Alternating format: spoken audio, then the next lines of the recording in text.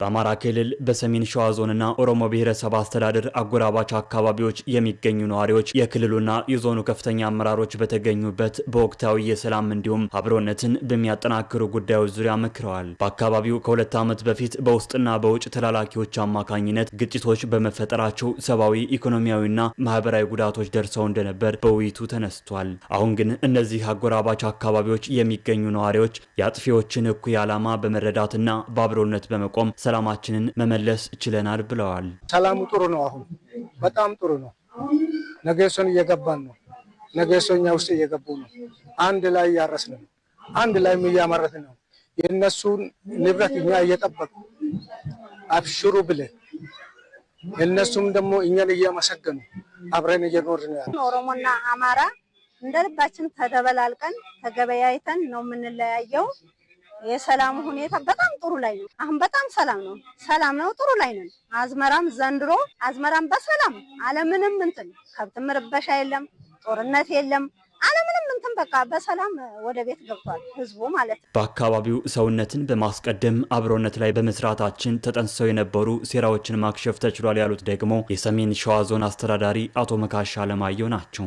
የጂሌ ሚኒሻ፣ የጂሌ ሰላም አስከባሪ፣ የጂሌ ጸጥታ መዋቅር የኤፍራታ ግድም ተናባችሁ በመስራታችሁ ምክንያት ጽንፈኝነት የሆነ ቦታ ላይ ሲጀመር ሆ ብሎ ዳር እስከ ዳር ቀጣናውን ወደ ጦርነት የሚያስገባበት ምቹ ሁኔታ ማስቀረት ችላችኋል ማለት ነው።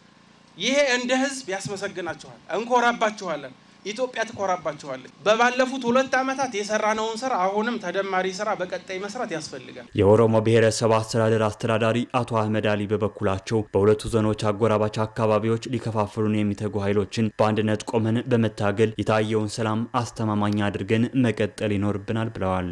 የምታውቁት ሸኔም ፋኖም ለሆዳቸው የሚያድሩ የትኛውም አካባቢ የማይወክሉ የኢትዮጵያ ጥላት የህዝቦቻችን ጥላት ሌቦች ናቸው። ህዝባችን በጋራ መታገል በጀመረበት ሰላሙ መመለስ ችሏል። መላ ህዝባችን በዚህ ዓመት ሙሉ በሙሉ ከመሃላችን ጠራርገን አውጥተን አንጻራዊ ሰላም የሚባለው ማቆም አለብን።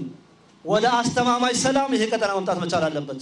የአካባቢው ማህበረሰብ ከመንግስት ጋር ተቀናጅቶ በመስራቱ ሰላም ማስፈን በመቻሉ የተለያዩ የልማት ፍላጎቶች እየተንጸባረቁ ነው ያሉት በምክትል ርዕሰ መስተዳድር ማዕረግ የገጠር ልማት ዘርፍ አስተባባሪ ዶክተር ድረስ ሳህሉ በአካባቢው የሚገኙ ጸጋዎችን በመጠቀም የተለያዩ የመስኖ ፕሮጀክቶችን ወደ ስራ ለማስገባት እየተሰራ ነው ሲሉ ገልጸዋል። መልማት አለብኝ ብሎ መቆጨት፣ መናደድ፣ ልማት ይምጣልኝ ብሎ እኔ ጤነኛ የሆነ ሐሳብ ነው።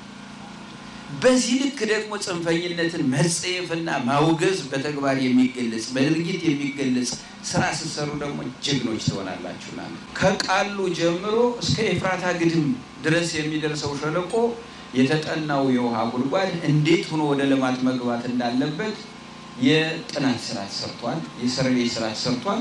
የኃይል አቅርቦት ችግር ስለሆነ ወይ በሶላር አለበለዚያ የኤሌክትሪክ ግሪድ ባለበት ደግሞ በትራንስፎርመር ስበን ለማልማት እየለፋን ስለሆነ በቅርብ ጊዜ ምላሽ ያገኛል የሚል እምነት አለኝ። እንደ አማራ ሚዲያ ኮርፖሬሽን ዘገባ በውይይት መድረኩ በሁለቱ ዞኖች አጎራባች አካባቢዎች የሚገኙ ነዋሪዎች ሰላምን ዘላቂ ለማድረግ በአብሮነት የጀመሯቸውን ስራዎች አጠናክረው እንደሚቀጥሉ ገልጸዋል።